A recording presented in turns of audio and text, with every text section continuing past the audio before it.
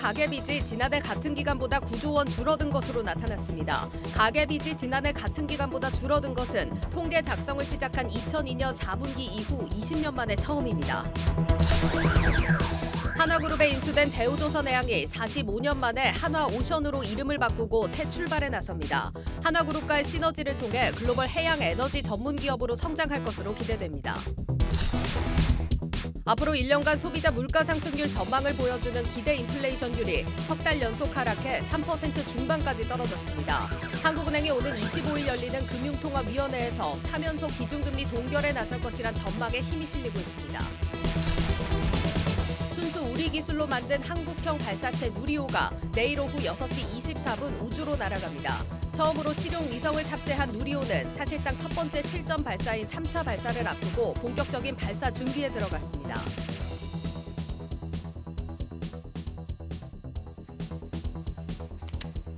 뉴스플러스 시작합니다. 코스피가 벌써 7일째 상승하고 있습니다. 미국의 부채 한도 협상이 여전히 결론을 내지 못했지만 오늘도 시장은 꿋꿋이 올랐습니다. 이제 강세장 초입에 들어섰다는 기대와 가짜 강세장 신호에 속으면 안 된다는 경고가 충돌하고 있습니다. 박스권을 벗어나 뚜렷한 방향성이 나타날 때까지 이런 충돌은 계속될 겁니다. 오늘 주식시장 상황 점검해 보겠습니다. 증시 프리즘 정호진 기자와 함께합니다. 정 기자, 오늘은 좀 기관이 시장을 끌어올린 모양새입니다. 네, 맞습니다. 일단 뉴욕 증시가 일제히 상승하면서 우리 증시도 훈풍이 이어졌습니다. 오늘도 양시장 상승 마감했는데요. 코스피의 상승 랠리가 상당히 매섭습니다. 네. 거의 7거래일 연속 상승하면서 이렇게 연고점 경신을 눈앞에 두고 있는데요. 7일 내내 이렇게 주가가 오른 거는 지난달 7일 이후 약 한 달 반 만의 일입니다. 매매 주체별로는 말씀하신 대로 기관이 양시장에서 모두 사들였고요. 개인은 반대로 모두 양시장에서 순매도세를 이어갔습니다. 외국인은 코스피 시장에서는 팔고 코스닥에서는 사는 모습 보였습니다. 네, 오늘은 좀 종목 장세가 이어지는 분위기였습니다. 오늘 시장을 좀 세 가지 키워드로 정리해봤다고요. 한번 소개해 주시죠. 네, 맞습니다. 제가 첫 번째 키워드는 전쟁이 끝나고 난 뒤로 준비해봤습니다. 네, 이게 뭐 우리나라와 우크라이나 간의 첫 정상회담 때문인 것 같은데, 네. 러시아 우크라이나 전쟁 이후를 내다보니 재건주가 좀 오늘 강세를 보였는데 이게 좀 기대는 알겠는데 실체가 있는 건지는 잘 모르겠습니다. 예, 맞습니다. 그래서 사실 어제도 재건주가 많이 올랐는데 네. 제가 어제는 말씀드리지 않았는데 오늘 준비한 게 2거래일 연속 이어져서 제가 가져와 봤습니다. 아무래도 앞서 말씀 주신 것처럼 윤석열 대통령은 지난 G7 정상회담을 계기로 젤렌스키 우크라이나 대통령과 첫 정상회담을 진행했죠. 네. 여기서 윤 대통령은 한국 기업이 우크라이나 재건 사업에 참여하면서 복구에 기여할 수 있도록 돕겠다 이렇게 이야기를 했습니다. 이러면서 관련주가 부각받기 시작했는데요. 특히 주목받고 있는 건 삼부토건입니다. 삼부토건 같은 경우에 2거래일 연속 상한가를 기록하면서 상승세를 키우고 있는데요. 또 삼부토건이 얘기한 게 25일까지 폴란드에서 이 우크라이나 재건 포럼이 열립니다. 여기에 초청받았다고 발표를 하면서 계속해서 상한가가 이어지고 있고요. 또 전후 재건 사업 규모가 상당합니다. 1,200조 원 규모로 전망되고 있거든요. 때문에 이 삼부토건의 최대 주주인 DYD도 오늘 상한가를 기록하기도 했습니다. 다만 증권업계에선 아직 종전이 눈앞에 다가오지 않았습니다. 때문에 일부 종목의 테마성 급등으로 그칠 수 있다. 이런 목소리도 나오는 만큼 신중한 투자를 권하기도 했고요. 또 장마감 후에 한국거래소가 공시를 내기도 했습니다. 삼부토건을 단기 과열 종목으로 지정하겠다. 이렇게 예고하기도 했습니다. 네, 알겠습니다. 그럼 두 번째 키워드는 뭡니까? 네, 제가 두 번째 키워드로는 2차 전지의 N번째 반등을 준비해봤습니다. 네, 최근 들어서 좀 한동안 힘을 잃었던 2차 전지가 또다시 이제 반등에 성공을 했습니다. 이 주가 흐름 참 예측하기 어려운데 뭐 특별히 이유가 있습니까? 네, 일단 에코프로의 주가 흐름부터 한번 살펴보면요. 에코프로의 주가는 지난달 11일 80만 원을 돌파하면서 고점을 기록했습니다. 하지만 하락을 이어가면서 50만 원 선도 내줬죠. 다만 전거래 외국인의 매수세에 힘입어서 6.58% 반등했고 오늘도 빨간불을 지켜내면서 장을 마감했습니다. 네. 오늘도 외국인들은 2차 전지주 담기에 나섰습니다. 오늘 외국인이 어떤 종목 많이 사들였냐 살펴보면 LG에너지솔루션, LNF, 코스모신소재, 삼성 SDI 전부 다 2차 전지주였거든요. 네. 이렇게 전기차에 대한 관심이 뜨거워지면서 아무래도 2차 전지에 대한 관심도 커지고 있다. 이렇게 볼 수 있겠는데요. 전거래일 뉴욕 증시에서 테슬라의 주가 4% 넘게 뛰었고요. 또 외신도 현대차가 전기차 선도기업 반열에 들어선 것에 대해서 현대차는 어떻게 쿨해졌나 이렇게 주목하기도 했거든요. 네. 그러면서 이렇게 외국인의 러브콜이 이어지면서 이번 반등 후에 2차 전지주의 상승세 이어질 것이냐 이런 관심도 높아지고 있습니다. 하지만 너무 장밋빛 전망만 보기엔 어려운 부분들도 있습니다. 아무래도 2차 전지주에 대한 공매도 잔고 이게 가장 큰 걸림돌로 꼽히고 있는데요. 에코프로주의 공매도 잔고 벌써 1조 원을 눈앞에 두고 있고요. 다른 에코프로비엠이라든지 포스코퓨처의 LNF 모두 수천억 원의 공매도 잔고 앞두고 있습니다. 또 한 가지 부채 한도 협상 문제입니다. 협상이 지지부진하잖아요. 이 가운데 이번 협상에 따라서 아무래도 국내 기업에 대한 IRA 보조금이 줄어들 수 있다. 이런 우려가 나오고 있습니다. 때문에 이 부분도 국내 2차 전지주 기업 주가에 영향을 미칠 수 있는 만큼 주목해 보셔야겠습니다. 네, 잘 알겠습니다. 그다음 마지막 키워드 살펴보겠습니다. 네, 제가 마지막 키워드는 10명 중 9명으로 준비해봤습니다. 10명 중 9명이라면 이제 90%란 얘기인데 이건 어떤 얘기입니까? 네, 제가 기준금리 얘기입니다. 제가 마지막 키워드는 좀 거시경제 쪽으로 잡아봤는데요. 네. 이 금융투자협회에서 국내 채권운용 담당자들에게 설문조사를 했습니다. 5월 금융통화위원회에서 기준금리 오를 것이냐 내릴 것이냐. 그런데 응답자의 89%가 동결될 것이다. 이렇게 전망을 했습니다. 금리 동결의 무게를 둔 가장 큰 이유로는 아무래도 물가 상승률이 꼽힙니다. 국내 물가 상승률이 3%대로 둔화되고 있는 겁니다. 보시면 1월에 최고점을 찍고 점점 내려오고 있는데 아무래도 금리 인상의 가장 큰 요인이 인플레이션을 잡는 것 아니겠습니까? 네. 때문에 인상 요인이 줄어들고 있다 이렇게 보고 있는 거고요. 이창용 한국은행 총재도 어제 국회에 출석해서 물가가 잠시 2%대를 보일 수도 있지만 연내에는 아무래도 3%대에 머무를 것이다 이렇게 말했습니다. 그리고 미국 금리 역시 동결될 것이라는 전망이 많습니다. 미국 시카고 상품거래소 페드워치에 따르면 이번 FOMC에서 금리 동결될 가능성 시장에서는 80% 넘게 보고 있습니다. 역사적으로 이 금리 동결 기간에는 경기 방어주 그리고 성장주가 주목받았으니까 이 부분도 한번 살펴보셔야겠습니다. 네, 잘 들었습니다. 증시 프리즘 정호진 기자였습니다.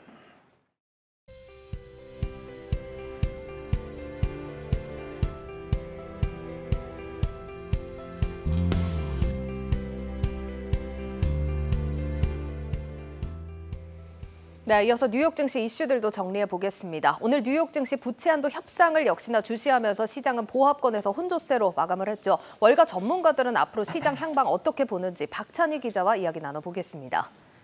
박 기자, 먼저 뉴욕 증시 흐름부터 좀 짚어보고 가죠. 네, 간밤 미국 증시는 조 바이든 미국 대통령과 의회 지도부 간의 이 3차 부채 한도 협상이 무위에 그쳤음에도 불구하고 S&P 500 지수와 나스닥 지수가 강세를 보이면서 선방하는 모습이었습니다. 예. 연초 대비 나스닥 지수가 21%, S&P 500 지수가 10% 가까이 오르는 등 미국 증시는 올 들어 강한 모습을 보이고 있는데요. 최근 6개월간 S&P 500 지수 차트를 통해서 최근 증시 분위기 살펴보도록 하겠습니다. 간밤 S&P 500 지수는 보합권에서 등락을 오가다가 결국 상승으로 거래를 마쳤습니다. 네. 특히 장 초반 반짝 오르면서 지난 2월에 깨지 못했던 4,200선을 돌파하기도 했는데요.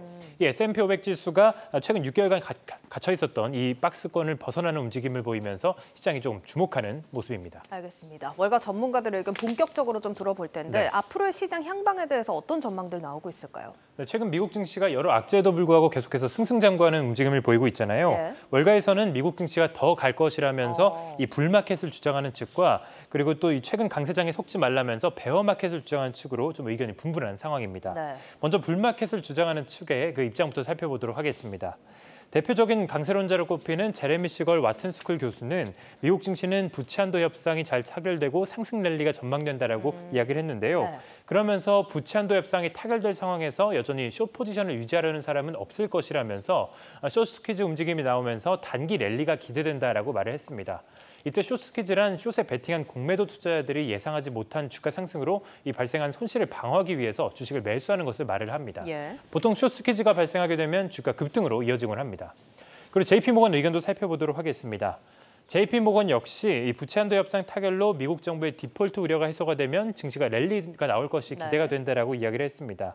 JP모건은 디폴트 우려가 해소가 되면 이 시장 참여자들은 다시 거시경제에 집중하게 되는데 현재 미국 경제 성장세와 튼튼한 소비 시장 또 물가 안정세에 힘입어서 이 많은 기업들이 상승 랠리를 보이고 있다라고 설명을 했습니다. 알겠습니다. 일단 부채 한도 협상이 타결이 된다라면 전제가 깔리는 것 같고 그 다음에 증시 랠리를 보일 거다라는 의견인데 실제 헤지펀드들도 미국 증시 상승하는데 이미 베팅을 하고 있다면서요? 맞습니다. 헤지펀드들 사이에서는 S&P 500 지수가 이 박스권 상단인 4,200선을 돌파해서 4,300선까지 치솟을 수 있다는 전망이 나왔습니다. 골드만삭스의 헤지펀드 자금중개사업부 통계에 따르면 월가 헤지펀드들은 지난 2주간 미국 증시 상승에 베팅을 한 것으로 나타나면서 미국 증시를 사들인 것으로 나타났는데요. 네. 3주 전까지만 해도 5주 내리 매도세를 보이다가 매수세로 돌아선 겁니다. 네, 이에 대해서 외신들은 헤지펀드들의 이 미국 증시 매수세가 지난해 10월 이후 약 7개월 만에 가장 강한 모습을 보이고 있다라고 이야기를 했는데요. 예. 그러면서 이들이 미국 증시 상승에 베팅하고 있다라고 보도를 했습니다. 또 이 밖에 모건 스탠리는 자사 헤지펀드 고객들의 매도 포지션 대비 매수 포지션을 뜻하는 이 순 레버리지 비율이 올해 최고 수준을 기록하고 있다라고 이야기를 했는데요. 순 레버리지 비율이 높을수록 매수세가 강하다는 것을 확인할 수 있었습니다. 알겠습니다. 그럼 시장 상승을 예상하고 있는 강세론자들이 좀 특히 유망하게 보고 있는 섹터는 어디가 있을까요? 네, 불마켓을 주장하는 강세론자들은 투자자들에게 최근 증시를 견인하고 있는 이 AI 업종을 주목하라라고 이야기를 했습니다. 미국 리서치 회사 데이터 트랙은 S&P 500 지수가 올해 10% 가까이 올랐는데 그 상승을 주도한 것은 소수의 빅테크였다라고 이야기를 했습니다. 그러면서 마이크로소프트, 엔비디아, 구글, 애플, 메타 이 5개 종목이 S&P 500 지수의 올해 연간 수익률 상승을 견인하고 있다라고 이야기를 했는데요.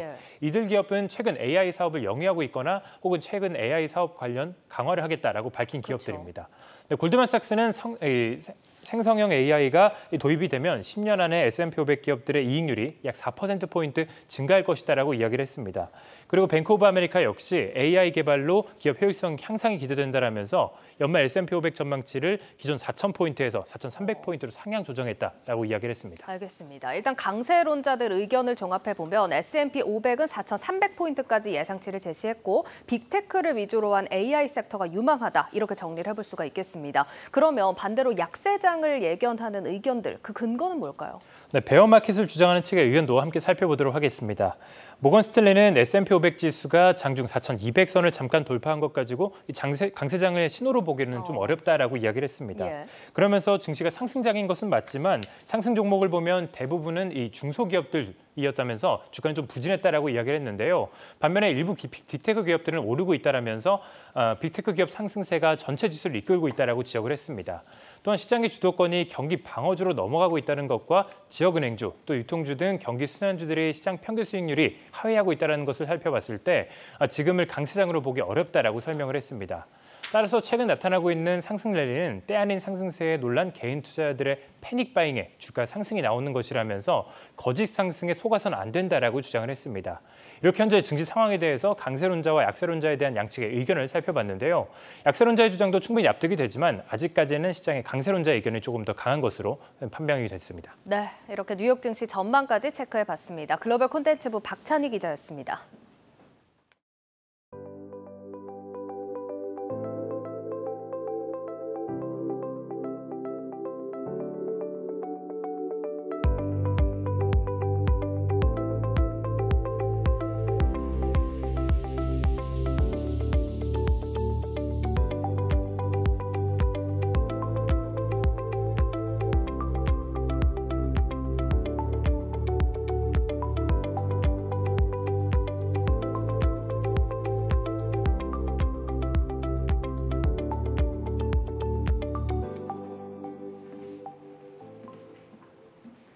앞으로 1년간 소비자 물가 상승률 전망치를 나타내는 기대 인플레이션율이 3% 중반까지 떨어졌지만 물가 불안은 여전합니다.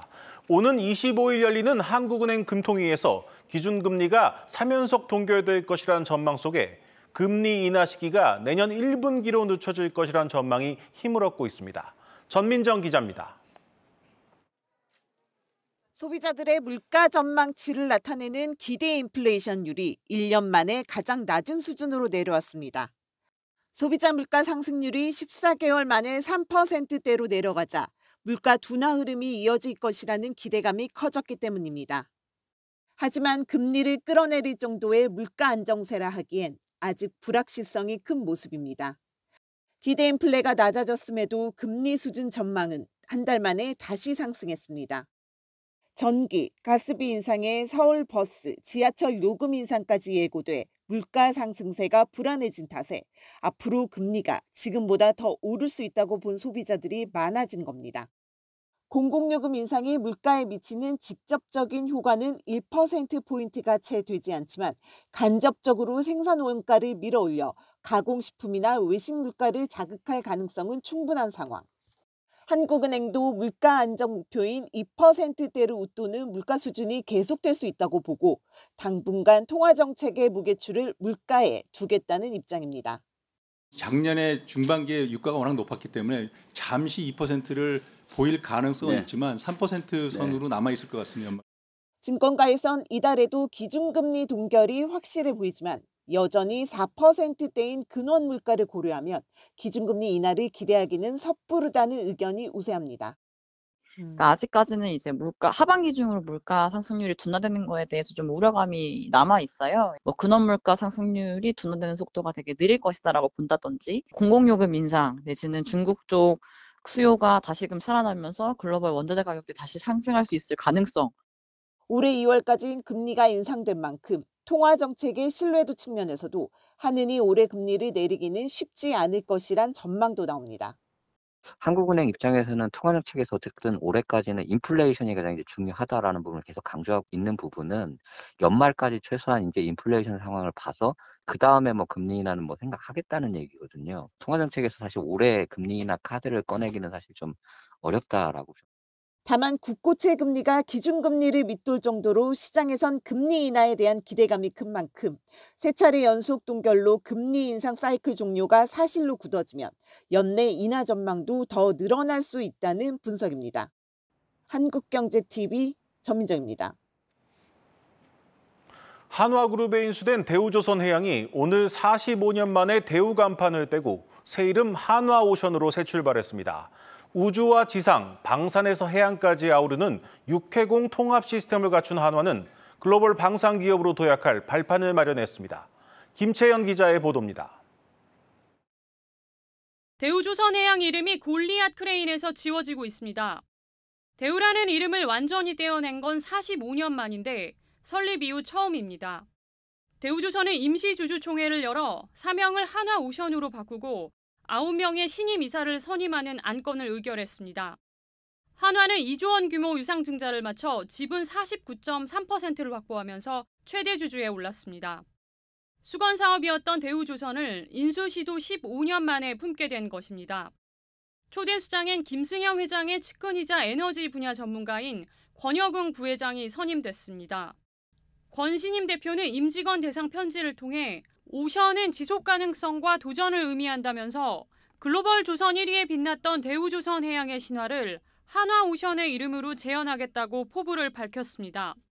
기타 비상무이사로 선임된 김동관 한화그룹 부회장도 빠른 경영 정상화를 위해 전폭적인 지원에 나설 예정입니다. 한화는 액화천연가스, 수소 암모니아 등 조선과 에너지 분야 시너지를 내는 데 주력할 예정입니다. 최우선 과제는 2020년 4분기부터 10분기째 이어지는 적자 고리를 끊고 올해 흑자 전환에 성공하는 것입니다. 이 과정에서 조선 최강자 HD현대와의 치열한 주도권 경쟁도 예상됩니다. 한국경제TV 김채연입니다. 순수 우리 기술로 만든 한국형 발사체 누리호가 내일 오후 사실상 첫 번째 실전 발사인 3차 발사에 나섭니다. 이번엔 진짜 위성을 싣고 우주로 향합니다. 특히 이번 발사부터 누리호 제작을 주관하고 참여기업 총괄 관리를 맡은 하나에어로스페이스의 역할이 커졌습니다. 산업부 고용욱 기자와 자세히 살펴보겠습니다. 고 기자, 네. 먼저 누리호 3차 발사 준비는 잘 돼가고 있습니까?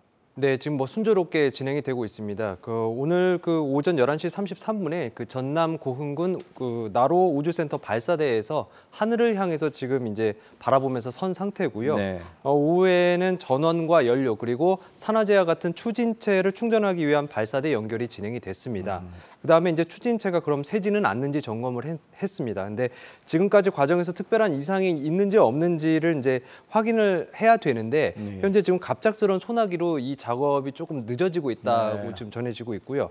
과학기술정보통신부는 발사대 설치와 설치 작업이 마무리되는 대로 누리호 발사관리위원회를 열어서 작업이 제대로 됐는지 또 기상 상황은 어떤지를 토대로 이제 발사 여부를 결정하게 됩니다. 네. 이번 누리호 3차 발사가 사실상 첫 번째 실전 발사라고 들었는데 앞선 1, 2차 발사와 다른 점은 구체적으로 무엇입니까? 네, 핵심은 처음으로 진짜 위성을 탑재한다는 겁니다. 앞서 이제 1, 2차 발사 때는 위성 모형이 실렸었거든요. 네, 이번에 탑재하는 위성은 진짜 위성이고 총 8개입니다. 어떤 것들이냐면 주탑재 위성은 카이스트에서 200억 원을 들여서 개발한 차세대 소형 위성 2호고요.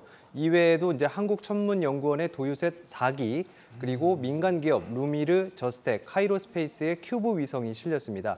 이들 위성 모두 지상 관측과 우주 날씨 측정 등의 과학 연구가 목적입니다. 특히 이번 발사부터 한화 에어로스페이스가 체계 종합 기업으로 참여를 해서 본격적인 민간 우주 사업 시대를 열었다는 점도 다릅니다. 한화 에어로는 이번 3차 발사를 포함해서 앞으로 4차례의 누리호 발사를 총괄하게 됩니다. 한화가 이번 3차 발사부터 이 체계 종합 기업을 맡았다는데 이게 뭐 전체 발사 과정을 총괄했다 이렇게 보면 되는 겁니까? 맞습니다. 이제 어떻게 보면 이제 한마디로 했을 때 대한민국 우주 사업을 이제 총괄하는 역할을 맡게 됐다 이렇게 좀 표현을 할 수 있을 것 같은데요. 지난해 그 누리호 발사에서 심장격인 75톤급 액체 엔진을 제작을 담당하면서 이미 이제 기술력은 검증을 마쳤고 이제는 엔진뿐만 아니라 발사체 전체에 대한 설계, 조립 기술 등을 익히는 기회도 얻은 겁니다. 이것도 이제 2027년까지 4번의 발사와 또 3개의 발사체 제작으로 반복적으로 총괄하면서 더 낮은 비용으로 더 빨리 만들 수 있는 노하우를 쌓을 수 있게 된 거고요.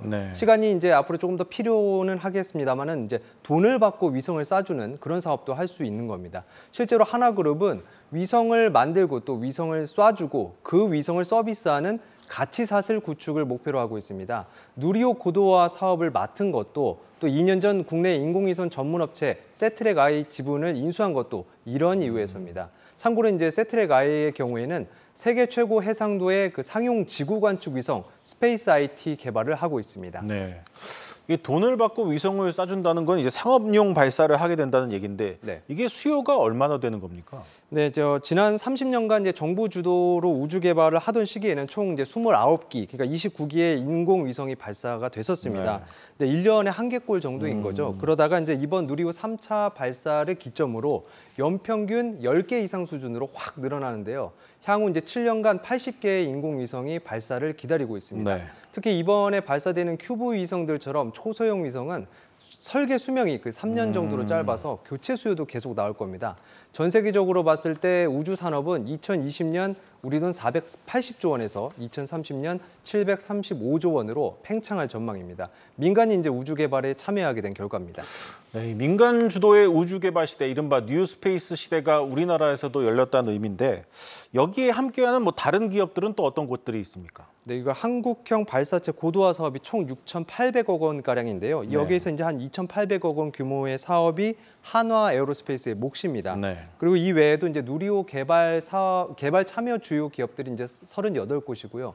크게 분류했을 때 추진 기관과 엔진 관련해서 비츠로 넥스텍, 그리고 동체나 페어링 같은 구조체 부문은 카이, 임무 제어와 관련한 전자장비 부문은 한화, 그리고 열 제어 관련해서는 한양 ENG가 대표적입니다. 또 이제 발사대와 시험 설비를 만드는 데는 현대중공업과 신성 ENG 등이 참여했습니다. 조금 더 이제 시야를 그럼 넓혀서 우주 사업을 하는 이제 전체 기업 현황은 어떤지 한국항공우주연구원의 지난해부터 올해 1분기까지 수의 계약 목록을 직접 분석해봤는데요. 전체 2,500건 가량의 계약 중에서 단일 계약으로 가장 큰 건은 KT 자회사인 KT셋과 맺은 겁니다. 한국형 항공위성 서비스와 관련된 내용으로 약 1,190억 원가량의 계약을 맺었고요. 그다음 카이와 456억 원, 그리고 한양 ENG와 138억 원 순으로 많은 거래를 했습니다. 이외에도 현대중공업, 그리고 좀 전에 말씀드린 비츠로 넥스텍, 아이옵스 등이 상위권에 이름을 올렸습니다. 네, 잘 들었습니다. 내일 있을 누리호의 3차 발사가 성공적이길 기원하겠습니다. 고영욱 기자였습니다.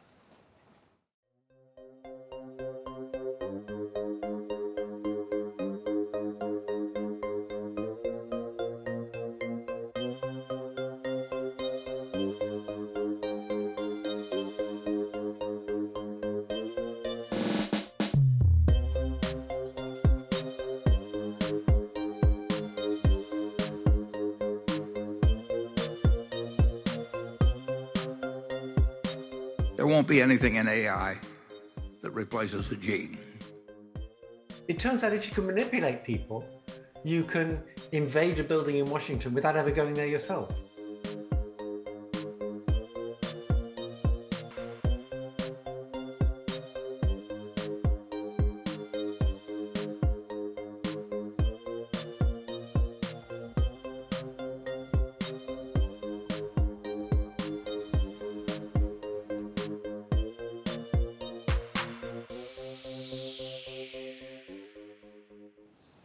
건강기능식품 시장에서 핵심 경쟁력은 바로 원료입니다. 특히 특정한 기능성과 안정성을 인정받으면 개별 인정형 원료로 승인받을 수 있는데 이럴 경우 6년간 독점적 제조와 판매가 가능해서 이를 노리는 제약바이오 기업들의 경쟁이 뜨겁습니다. 박승원 기자가 보도합니다. 신약 개발 전문 기업 제네셀은 천연물 소재의 메가와 구절초 복합물인 프리멘시아를 개발해 식약처의 개별 인정형 기능성 원료로 승인받았습니다. 연구기간만 6년이 걸렸습니다. 눈 건강 그리고 월경전 증후군 개선에 관한 개별 인정형 원료 승인을 이미 취득을 하였고요. 금년도에는 당사의 지속적인 사업 확대를 위해서 간 건강, 관절 건강 그리고 체지방 개선을 위한 개별 인정형 신청 원료 인정 신규 추가를 목표로. 앞서 제네셀은 다친 호랑이가 풀밭에 굴러 상처를 치유했다는 데서 이름이 붙은 호랑이 풀에서 추출한 분말로도 개별 인정형 원료로 승인받았습니다. 눈 건강에 도움을 준다는 효과를 입증하기까지 5년이란 시간이 소요됐습니다. 기존에 없던 원료를 제조사가 연구 개발하는 개별 인정형 원료는 이처럼 수년간의 연구를 거쳐야 합니다. 소재 발굴부터 임상시험까지 마친 뒤 안전성, 기능성, 규격 등 식약처의 까다로운 심사까지 받아야 하기 때문입니다. 그런데도 이 시장을 선점하기 위한 제약 바이오 기업들의 원료 개발 경쟁이 치열합니다. 유한양행을 비롯해 유유제약, 휴온스, 동화약품 등 굴지의 기업들이 개별 인정형 원료 개발에 뛰어들었고 이들이 개발한 원료도 콜라겐, 사군자, 프로바이오틱스 등 점점 다양해지고 있습니다. 누구나 제품을 생산할 수 있는 고시형 원료에 비해 진입 장벽은 높지만 한 번 개발하면 6년간 생산과 판매를 독점할 수 있기 때문에 향후 성장 동력으로 삼을 수 있다는 판단이 작용하고 있다는 분석입니다. 여기에 다양한 목적에 따라 제품을 구입하는 수요가 늘면서 개별 인정형 원료 시장이 커지고 있는 것도 한 요인입니다. 실제 최근 5년간 연평균 17% 이상 성장한 건강기능식품 시장에서 개별 인정형 원료 제품의 비중은 지난 2017년 11%에서 2021년 21%로 증가했습니다. 개별 인정형 원료를 얼마나 빨리 확보하느냐가 시장 선점을 위한 핵심 요인이 되는 만큼 원천 기술을 늘리기 위한 개발 경쟁은 치열해질 전망입니다. 한국경제TV 박승원입니다. CFD를 활용한 신종 주가 조작을 막지 못해 책임론이 거론되는 정부와 감독당국 수장들이 초강수 카드를 꺼내 들었습니다. 솜방망이 처벌에 대한 여론이 악화되자 국회에 계류 중인 법 개정안을 동원해서라도 이번에 적발된 작전 세력에 철퇴를 내리겠다고 선언했습니다. 특히나 직을 걸겠다는 발언까지 나오면서 향후 자본시장 전반에 어떤 영향을 미치게 될지 주목됩니다. 송민화 기자입니다. CFD를 활용한 주가 조작과 SG증권발 폭탄 매물로 9조 원이 허공으로 사라지자 정부와 감독당국이 범죄와의 전쟁을 선포했습니다. 금융위원회는 미공개 정보 이용과 시세 조정, 부정거래 같은 3대 불공정 거래에 대해 형사처벌만 가능하고 과징금 부과를 통해 부당 이득을 환수하지 못했던 제도를 이번 기회에 뜯어고치겠다고 강조했습니다. 이미 지난 2020년 국회에 발의된 자본시장 개정안을 통해서라도 불공정 거래를 통해 얻은 부당 이득 금액의 최대 2배까지 환수하겠다는 뜻입니다. 범죄를 통해서 얻은 수익은 너가 가져갈 수 없고 너가 엄청난 리스크를 택해야 되고 그렇게 위험한 거면 난 안 하겠다. 이렇게 하는 게 저는 더 맞는 방법이죠. 이복현 원장은 아예 금융범죄와의 전쟁을 선포했습니다. 이번 주가 조작 사건을 조기에 적발할 수 있었지만 수동적인 감시로 피해를 키운 것 아니냐는 지적이 잇따르자 자신의 거취까지 언급하며 불공정 거래를 척결하겠다고 강조했습니다. 과하게 말씀드리면 거의 거취를 걸다시피 한 그런 책임감을 갖고 이 부분에 대해 다측적 방법으로 시장 조작 세력에 대한 엄단을 금전적 이익에 대한 환수뿐만과 더불어서 이제 형사처벌 모든 것에 대해서 다측적 방법으로 엄정하게 대응했다는 말씀을 드리는 거고. 양석조 남부지검장도 불공정 거래에 상응하는 엄정한 법 집행에서 더 나아가 불법 수익을 끝까지 추적하고 환수해 범죄자들이 더 이상 자본시장에 발을 들여놓지 못하도록 하겠다고 밝혔습니다. 정부와 당국이 4,000개가 넘는 CFD 전 계좌 검사에 들어간 데 이어 증권사의 채권 파킹 관행까지 조사에 들어갔습니다.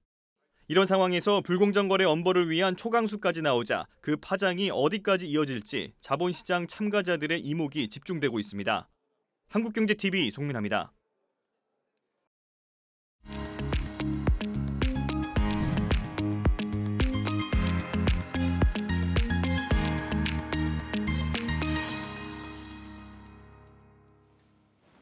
네, 위메이드의 신작 나이트 크로우가 국내 모바일 양대 마켓 매출 정상을 차지하면서 인기를 누리고 있습니다. 이른바 김남국 코인 논란의 중심에 서서 몸살을 앓고 있는 한편에 본업에서는 뚜렷한 성과를 내고 있는 겁니다. 산업부 박혜린 기자와 이 이슈 좀 다뤄보겠습니다.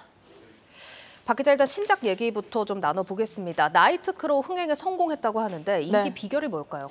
네, 일단 국내 구글, 애플, 앱마켓 매출 1위를 2주째 유지하고 있다는 것부터 한번 짚어드리겠습니다. 네. 나이트 크로우는 리니지와 유사한 모델의 일명 리니지 라이크 게임인데요.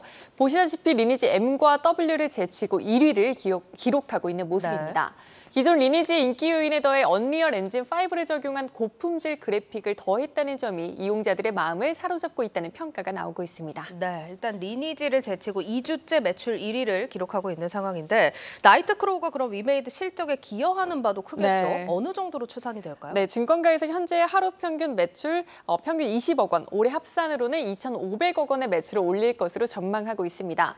지난해 매출의 절반 이상을 올해 나이트 크로우가 책임질 것이란 건데요. 현재 위메이드 4분기 연속 적자 이어가고 있습니다. 올 1분기에도 468억 원 적자를 기록했고요. 다만 나이트 크로우의 실적이 반영되는 올해 2분기부터 적자 폭 대폭 줄여나갈 것으로 예상됩니다.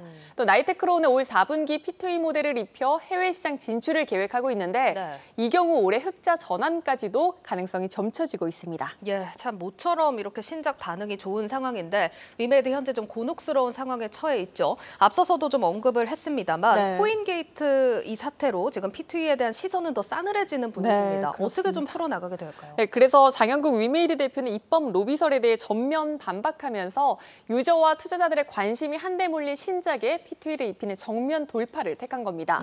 전공법을 택하지 않는다면 위메이드라는 기업의 뿌리까지 통째로 흔들릴 수 있다는 판단이 작용한 것으로 풀이됩니다. 현재 위메이드는 전 세계에서 가장 영향력 있는 블록체인 게임 플랫폼 위믹스 플레이를 운영하고 있습니다. 국내와 달리 P2E 게임이 합법인 나라를 대상으로 P2E 버전을 서비스하고 있는 건데 이 플랫폼에 들어온 게임이 많을수록 이들이 인기를 끌수록 위메이드의 생태계가 넓어지는 구조입니다.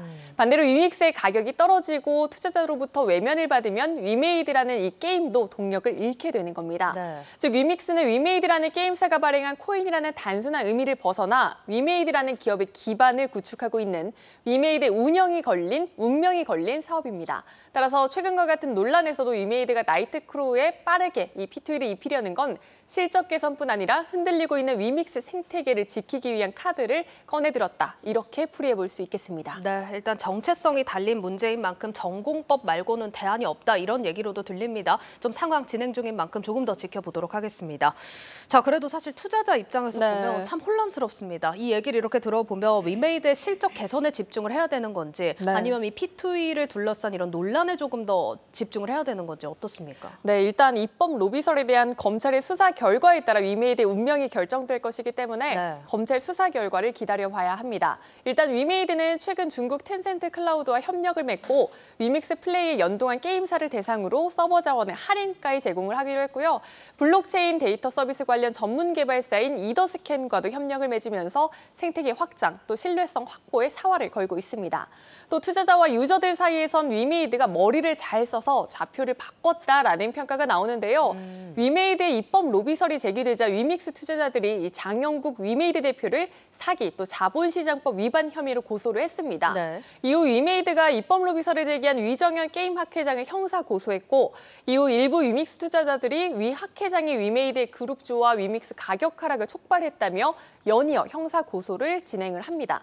투자자들의 비난의 화살이 장 대표에서 위 학회장으로 옮겨가며 여론상 당장 급한 불을 끈 겁니다. 그래서 좌표를 바꿨다는 얘기가 나오는 맞습니다. 거군요. 네, 다만 이런 적극 대응에도 불구하고 검찰 수사로 로비 의혹이 규명될 경우 나이트 크로우는 물론 위믹스 생태계가 파국으로 치닫을 우려도 있다는 점은 유념해야 합니다. 네, 잘 들었습니다. 박혜린 산업부 기자였습니다.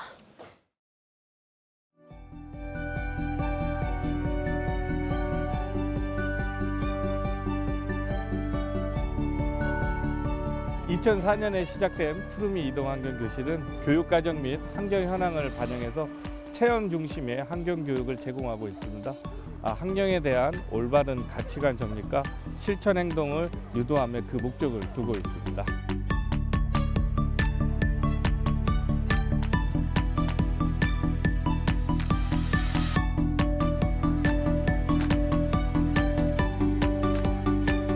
환경교육이 중요하다는 것은 우리 모두가 다 알고 있는 바와 같고요. 그만큼 어린이들에게 환경교육은 더 소중하고 특히 오늘처럼 체험을 통한 교육은 아이들에게 환경에 대한 생각을 할 수 있는 기회가 될 거라고 생각합니다.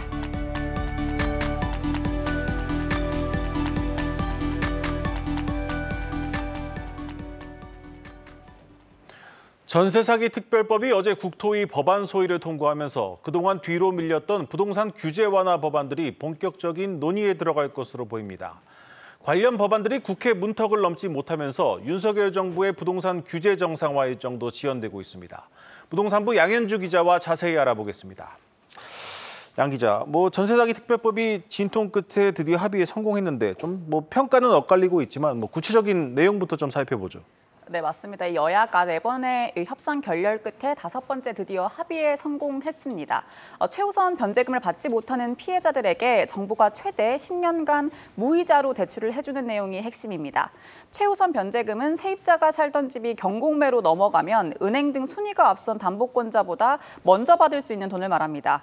이 전세 사기로 인정하는 피해보증금 보상 기준도 기존 4억 5천만 원에서 5억 원으로 확대했고 이 면적 기준을 삭제했습니다. 선지원 후 구상권 행사 방식의 보증금 채권 매입은 결국 제외됐습니다. 이 해당 법안은 24일 국토위 전체 회의에 이어 25일 본회의에 통과시킨다는 방침입니다. 네, 특별법이 전세 사기 피해자들의 모든 요구를 들어줄 수는 없다는 점에서 향후 진통은 예상됩니다. 하지만 그동안 이 전세 사기 특별법에 밀려서 논의되지 못했던 이제 부동산 규제 완화 법안들이 다시 논의를 시작할 것으로 보이는데 이 핵심 법안들 어떤 것이 있는지 한번 살펴보겠습니다. 네, 국회는 이 다음 달 초에 미뤄진 부동산 후속법을 논의한다는 방침입니다. 네. 지난 1월 정부는 규제 완화에 초점을 맞춘 일선 부동산 대책을 발표했지만 이 후속 법안들이 통과되지 않아서 이 반쪽짜리 정책이 아니냐라는 비판을 받아왔는데요. 가장 대표적인 게 바로 실거주 의무 폐지 법안입니다. 지난 4월 정부는 이 전매 제한 기간을 단축하는 내용의 주택법 시행령 일부 개정안을 시행했습니다. 이로 인해서 최대 10년이었던 수도권 전매 제한 기간이 최대 3년으로 줄어들게 됐는데요. 하지만 실거주 의무 폐지 법안이 국회를 통과하지 못해 이 입주 전 분양권 거래가 사실상 막혔습니다. 이 전세를 들여 현금 부담감을 낮추는 시도도 결국에 하지 못하게 되는 거죠. 네, 이 정부 정책을 믿고 분양권을 거래한 사람들은 좀 낭패겠지만 이 실거주 의무 폐지 법안은 이제 법안이 나온 당시와는 좀 상황이 많이 달라진 것 같습니다. 이 전세 사기 대란 속에 좀 갭 투자를 부추길 수 있다는 이런 논란도 있는데 이 법안 통과 어떻게 전망되고 있습니까? 네, 일단 전매 제한 완화 이후 서울 아파트 분양권 거래량을 먼저 살펴보면요. 네. 굉장히 급격히 높아지고 있습니다. 이 4월 서울 아파트 분양권 거래량 지난해 같은 달 대비 7배나 많았는데요. 자금 여력이 부족한 실수요자들이 전세를 내주고 이 금융 부담을 덜 수 있다는 기대감이 높아진 게 영향을 미쳤다는 평가입니다. 하지만 만일 법안 계류 기간이 길어진다면 꼼짝없이 실거주를 해야 합니다. 이 분양을 받은 상당수가 고금리 중도금을 내기 어려워서 입주와 동시에 전세를 줄 계획이었는데 그렇지 못할 경우 상당한 금전적 피해를 보게 되는 거죠. 네. 앵커가 물어보신 것처럼 법안 통과 여부는 하지만 여전히 불분명합니다. 네. 이 법안을 논의할 당시에는 분양권 시장의 급격한 위축을 방지하기 위한 목적이 컸는데요. 최근에는 전세 사기 우려가 커지면서 실거주 의무 폐지를 반대하는 목소리가 높아지고 있기 때문입니다. 실거주 의무가 폐지되면 임대를 목적으로 한 갭 투자가 성행할 가능성이 있는데 이렇게 되면 또다시 보증금 미반환 문제가 발생할 수 있다는 이유에서입니다. 네, 또 다른 관심 사안이 재건축 관련 규제 완화 법안들입니다. 크게는 1기 신도시 특별법이 있고 또 재건축 초과이익 환수제 이런 개편도 있는데 이런 법안들은 현재 상황이 좀 어떻습니까? 네, 맞습니다. 이 정부가 안전진단 규제를 완화한 이후에 서울 지역은 올해 5만여 가구가 안전진단을 통과했습니다. 하지만 일기 신도시 경우 반대인데요. 비교적 오래되지 않은 아파트가 대부분이기 때문에 완화된 기준으로도 안전진단을 통과할 수 없습니다. 또한 현행법상 일기 신도시는 재건축을 해도 가구 수를 늘리는 게 불가능합니다. 네. 이 사업성이 떨어질 수밖에 없는 상황인 건데요. 이에 주거지역 용적률을 최대 500%까지 보장하고 안전진단 기준을 보다 완화하는 내용의 특별법이 발의됐지만 이 역시 계류 중인 상황입니다. 이 때문에 서울의 집값은 강남권을 중심으로 반등세가 나타나고 있지만 일기 신도시의 경우 오히려 하락폭이 커졌습니다. 다만 다른 후속 법안에 비해 일기 신도시 특별법의 경우는 통과 가능성이 좀 높은 편입니다. 네. 내년 총선을 앞두고 수도권 표심과 직결된 이 해당 법안에 대해 야당도 찬성을 하고 있는 상황이기 때문입니다. 실제 해당 특별법에는 김병욱 민주당 의원이 공동 발의자이기도 합니다. 이 강남권에서 가장 관심을 받고 있는 재건축 초과이익 환수제를 살펴보면요. 이 제초안 면제 기준을 기존 3천만 원에서 1억 원 이하로 완화하겠다는 법입니다. 이 법인데 이 통과 여부는 불투명합니다. 네. 현재 재건축 부담금을 통보받은 단지는 전국 84곳에 달하는데 억대 부담금이 서울에 쏠려 있습니다. 이에 다수당인 야당이 잘 사는 지역에 규제 완화를 몰아주는 게 아니냐며 이 법안에 강하게 반대하는 상황입니다. 여기에 올해 말 30조 원 규모의 세수 부족 사태가 우려되는 만큼 이 정책 공백은 당분간 지속될 것으로 보입니다. 네, 잘 들었습니다. 부동산부 양현주 기자였습니다.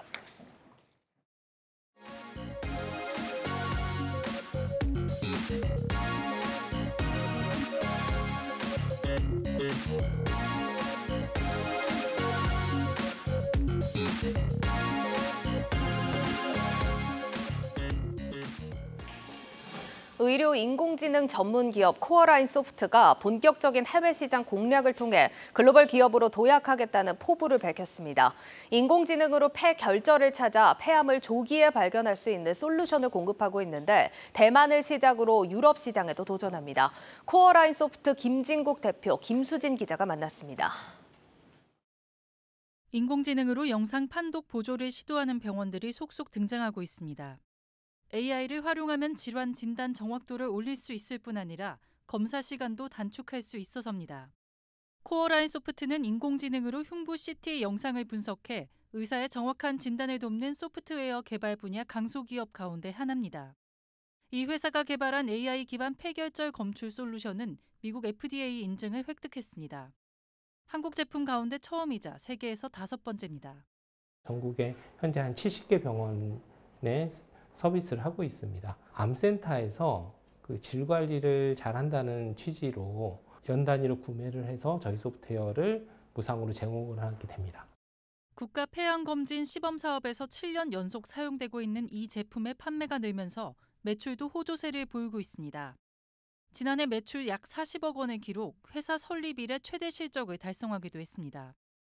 김 대표는 올해부턴 해외 시장 공략을 강화할 계획이라고 밝혔습니다. 특히 주목하는 곳은 재작년 진출해 대학병원 20곳 이상의 제품을 공급하고 있는 대만 시장입니다. 지난해부터 대만이 국가 폐암 검진을 시작한 만큼 올해는 2배 이상 성장이 가능할 것으로 예상하고 있습니다. 유럽 시장 진출도 본격화할 계획인데 이를 위해 영업사원 채용도 진행했습니다. 작년에는 전체 매출의 한 4분의 1 정도, 아무래도 이제 국내가 조금 더 주력이었다고 하면 금년부터는 이제 해외 시장에서 성장률이 훨씬 더 빠르게 성장할 거라고 생각하고 있습니다. 내년 이후에는 절반은 훨씬 넘을 것 같고요. 금년에는 아마 절반 가까운 수준까지. 김 대표는 코어라인 소프트의 파이프라인을 계속 확장해 폐암뿐 아니라 다양한 질환을 CT 촬영 한 번으로 분석하겠다는 계획도 밝혔습니다. 대동맥 박리나 대동맥 파열 등을 예상할 수 있게끔 하는 AI라든가 척추의 여러 질환들, 골밀도, 그다음에 뭐 지방간이라든가 근육량들에 대한 평가 등 흉부 CT에서 진단할 수 있는 여러 지표들을 자동으로 찾아낼 수 있는 AI들을 개발을 하고 있고요. 코어라인 소프트는 이르면 올해 하반기 코스닥 시장 상장을 위해 IPO 절차를 밟고 있습니다. 한국경제TV 김수진입니다. 금융회사의 최고 가치는 신뢰라는 말이 있죠. 은행들이 앞다퉈 인공지능 행원을 도입하면서 한편으로는 AI 뱅커와 관련된 윤리적 문제는 없는지 또 어떻게 고객 신뢰를 확보할지가 관건이 됐습니다. 디지털뱅크 4.0, 오늘은 네 번째 순서로 금융권 최초로 AI 윤리 기준을 만든 국민은행 편입니다. 서형교 기자입니다.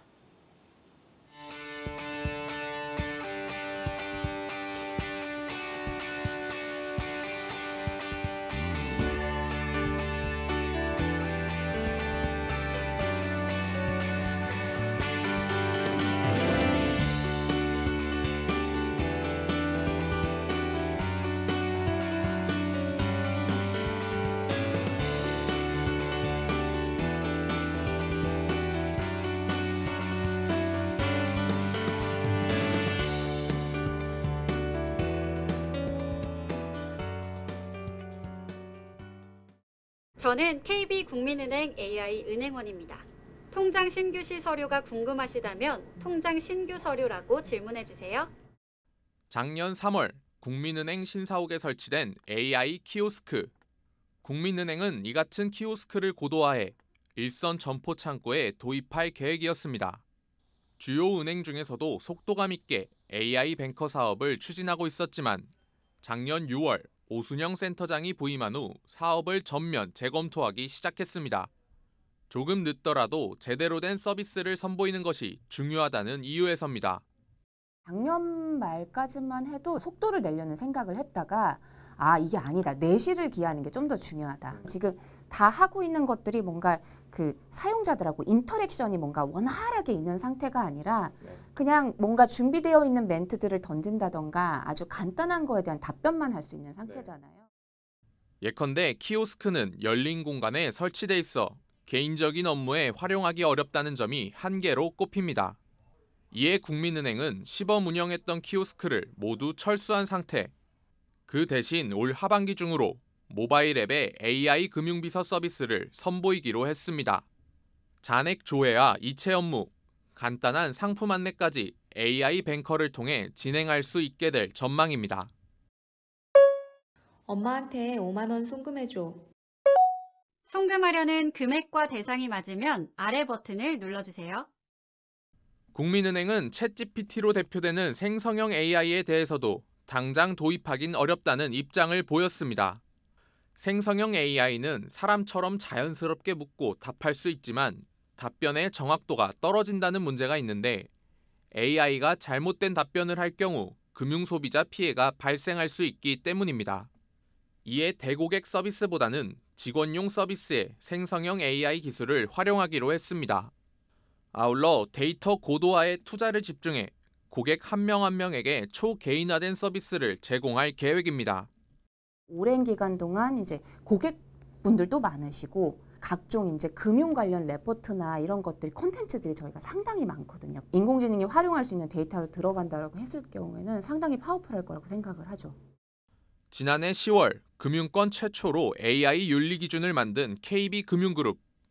기술 격변기에 금융의 본질에 집중하며 차분하게 AI 금융 시대를 준비하고 있습니다. 한국경제TV 서영교입니다.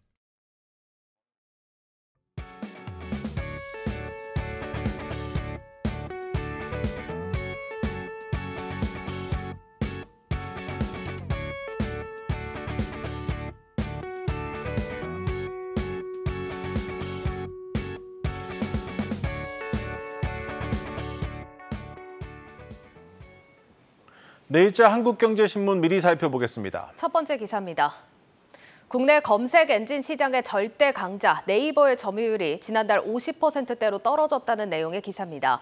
지난해 말 38%까지 벌어졌던 네이버와 구글 간의 격차가 지난달 들어서 절반 가까이 좁혀졌습니다. 신문은 구글이 무서운 기세로 네이버의 점유율을 파고들고 있다고 분석했습니다. 최근 전 세계적으로 벌어지는 유례 없는 검색 전쟁에 절대 강자인 네이버가 주도했던 국내 검색 시장까지 흔들리고 있습니다. 다음 기사입니다. 올 1분기 가계빚이 2002년 관련 통계가 작성된 이후 21년 만에 최대 폭으로 감소했다는 내용의 기사입니다.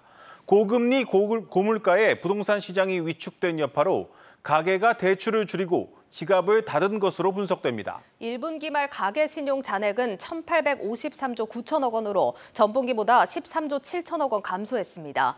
지난해 1분기와 비교해도 9조 원이 줄었는데 가계 신용이 전년 동기 대비 감소한 것은 이번이 처음입니다. 뉴스플러스 오늘 준비한 순서는 여기까지입니다. 시청해주신 여러분 고맙습니다.